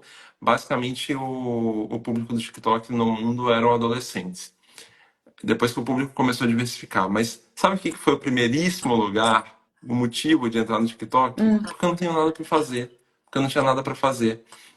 Então, assim, é uma lógica de eu sempre preciso estar ocupado, eu sempre preciso fazer alguma coisa. Isso tem um contexto macro disso, né? Da gente ser uma sociedade da produtividade, sim, que gera a sociedade do cansaço, um livro famosíssimo de um sociólogo e pensador coreano, que tem a ver com essa história toda que a gente está falando, o quanto nós nos mantemos ocupados o tempo inteiro e o quanto isso também joga contra a criatividade. O Haidt vai sim, falar isso na obra dele, e o Charles Watson, que é um escocês especialista em processo criativo que mora no Brasil, sim. que é um dos meus mestres em processo criativo, ele fala desde sempre também sobre a atividade criativa depende de um alimento que é a atividade autotélica. E autotelismo são atividades que se encerram em si mesmas, que não têm um Uhum. objetivo, que não têm uma finalidade. Você não tem que E o resolver brincar alguma é, coisa, entregar, né, alguma coisa, assim, e o factível brincar de é chegar. autotélico. O Uhum, brincar é autotélico por excelência, né? Assim, não tem finalidade. A criança brinca porque brinca. uhum, Mas enquanto ela brinca, ela vai descobrindo mundos, ela vai alimentando a imaginação, que é base. A gente nem falou de imaginação aqui, mas a imaginação é base de repertório criativo, né? Uhum, Então, uhum. assim, ficar o tempo inteiro produzindo algo, além de não dar espaço para a criatividade, é o que a Márcia também está completando aqui. É alienante, é exacerbante, e a gente vai chegar a níveis de burnout, questões de saúde mental, que a É gente uma está vendo. mercantilização, né, Tiago? A gente está vendendo isso também. No final das contas, a gente está sendo consumidor o tempo inteiro, né? Essa Isso. lógica de consumo é uma lógica que vai sendo reverberada e vai entrando também nessa perspectiva da criatividade, né? Uma criatividade mercantilista. Ela tem que servir a algo, né? Útil, Sim, totalmente. utilitarista, né? Nesse sentido. Exato. Eu vou só ler para a gente terminar. Eu tenho que ver. O Tiago tá lá, deve ser o quê? Que horas são aí? Meia-noite? Meia-noite e trinta e Pelo três. amor de Deus, vou liberar Tiago. Mas eu só queria falar disso aqui. Eu vou ler. Da Silvia Vasconcelos, falou do neto dela, desse viés de observação que eu falei, né? Que ela é avó de um menino de 8 anos, que era super criativo e agora está totalmente bitolada em videogame. E a tristeza que ela vê que ela perdeu, que ele perdeu muito, começando pela concentração. E ela fala que ela é professora de artes e sempre trabalhou com educação, mas ela, tudo que ela propõe, ele não, já não consegue. E é isso, né? Assim, esses jogos foram feitos para serem. Eles sempre vão ganhar, né? Eles têm um potencial dopaminérgico muito alto. Então, é difícil, assim, a gente é uma guerra perdida. Então, talvez nesse caso, o que precisa ser feito é ser retirado do contexto para que a gente não entre uma batalha meio perdida. Esse potencial dopaminérgico das redes sociais, que isso é reproduzido em outros ambientes de games, de streaming, por exemplo, que os streams têm essa lógica também, né, de dopaminérgica, você fica ali passando horas, Netflix, fica 15, 20 minutos procurando um vídeo, fica satisfeito, vai dormir, não assiste nada, né? Tem essa lógica também de potencial de ficar ali rolando o feed de streaming, né? Aqui em casa sempre a Cristiane, busquei a criatividade, artes, obrigada pela live, que bom que você participou. Andressa, vai ficar gravada. Depois a gente tem uma coisa legal, Thiago, a gente quer mandar, a gente tem uma lista de transmissão, a gente vai deixar a live gravada, nós vamos mandar para a nossa lista de transmissão. Muito bom. E para quem fizer, a gente tem uma novidade aqui, já vou dar um spoiler, nós vamos lançar uma news esta semana, da Casa Fundamental, e isso vai ficar lá também. Quem receber a news vai receber o Muito link. bom, muito bom. Bom, Thiago, você quer colocar mais alguma coisa? A gente pode deixar aqui. Olha, podemos fechar aqui. Acho que o que a Silvia trouxe também, sabe uma coisa que eu fico pensando muito, que eu acho que pode ser um bom caminho também, é pensar muito que nós, de uma forma geral, somos gregários, né? E comunidade tem um peso muito significativo para a gente. Na adolescência, então, nem se fala, né? A comunidade muitas vezes representa o que você significa para o mundo, né? E você está no momento de se afirmar ali através dessa comunidade. Então, assim, se a gente também conseguir encontrar maneiras de contextualizar esse jovem, esse adolescente, e permitir que ele talvez acesse outras comunidades, né? Comunidades que tenham outros.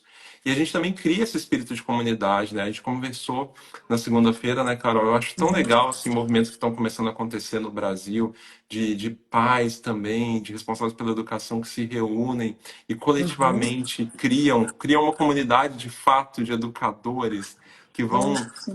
tomar decisões conjuntas, como aconteceu em São Paulo, né, Uhum. de uma comunidade de pais que conjuntamente tomou uma decisão de vamos legislar sobre qual é a idade que os nossos filhos conjuntamente vão ter acesso ao telefone Isso é e às redes incrível. sociais. Então, Uhum. assim, ao mesmo tempo que a gente pode fazer isso como pais, a gente também pode estimular que os adolescentes façam parte de comunidades saudáveis, né? E que eles possam se inserir nessas comunidades.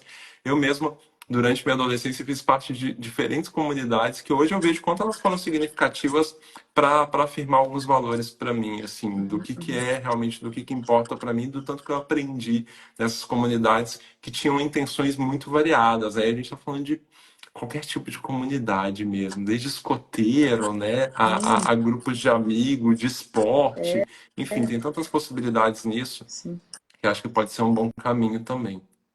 Eu acho mais, Thiago. E eu fico pensando, eu queria concluir essa lógica de comunidade, de pertencer a um grupo, né, que é a base, inclusive, da estruturação dos adolescentes saberem quem são, né, eles só conseguem entender a si próprios com os pares, isso faz parte da adolescência, isso é muito fundamental. Então, o que eles estão buscando, na verdade, é esse pertencimento, né, nas redes sociais.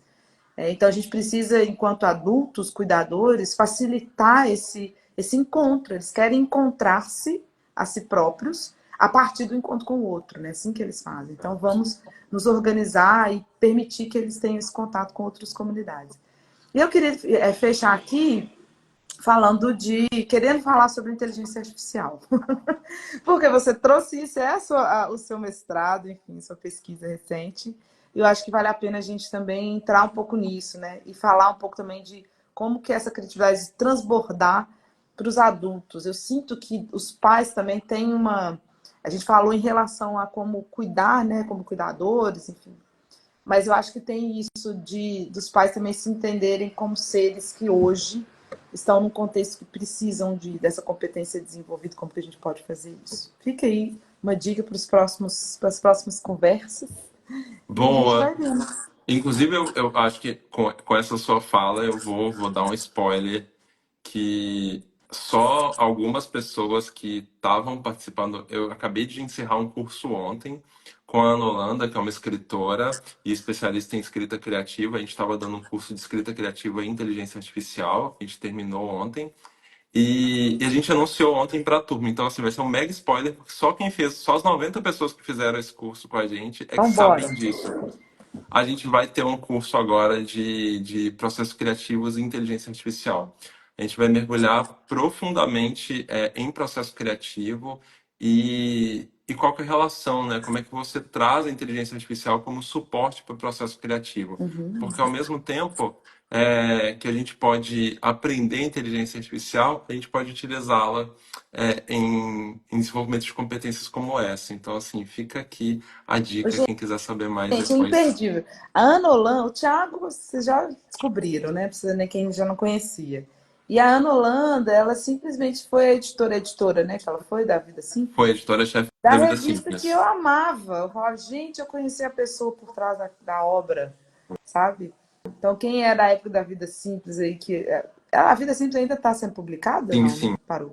Ela saiu, Ela ela tá saiu. só como colunista hoje, mas tá lá. Ah, eu amava Vida Simples. É Amava, incrível. sabe? Tinha um momento Vida Simples. Fazia meu chá, meu café e ia ler a Vida Simples. Muito bom. Vou contar Hoje eu pra vi uma ela. live com o Nicoleles que ele falou assim, gente, quem que pega revista e senta para ler revista? Eu falei, gente, olha, isso era um hábito que eu tinha de ler revista. Eu ficava assim empolgada para comprar, chegar a Folha de São Paulo, enfim, Vida Simples e outras tantas que eu assinava e lia, né? A gente não tem isso Eu mais, inclusive precisamos voltar. amo revista, eu faço isso. Eu vou, sabe nos lugares, meus lugares preferidos aqui em Lisboa?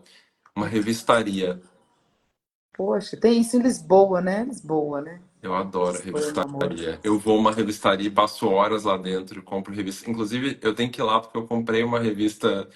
Eles me mandam notificação quando chegam algumas revistas novas de temáticas que eu gosto, e eu comprei essa revista lá Você encomendada. Eu tá tenho lá, que não ir lá pegou, buscar. não? Ainda não. Eu faço isso quando eu chego em países diferentes. Eu compro revista, tem algumas aqui colecionadas, sabe? Tem uma amiga minha, Luna, que era especialista em revistas, ela deve estar assistindo aí. Luna, beijo para vocês, estamos falando Incrível. de revistas. Lindo, lindo. Revista é incrível. Eu adoro coisas analógicas, gente. Eu trabalho com digital, mas eu adoro A coisas gente precisa analógicas. Adoro disso, mesmo. gente, para a gente conseguir ter plasticidade cerebral, manter o mínimo que ainda nos resta depois de adultos. É Fica aí a dica. verdade. É outro tema, hein, Tiago, que a gente pode falar. Pronto, ó, já tem gente. A Cláudia tá Infinito, né? pedindo marque logo a data. Vamos conversar mais, Nós Carol. vamos conversar, Quem nós sabe vamos. é o podcast que a gente gravou o piloto e nunca Menino, fez. eu tava lembrando disso outro dia. Gente, fez um podcast de um episódio e depois nunca mais a gente voltou. É verdade, tá na hora, Thiago. E olha que engraçado, ele chamava Convergente. Eu acho que o podcast tem que chamar Divergente. Pois é, então. Esse era o problema, entendeu? Eu acho que estava É, errado.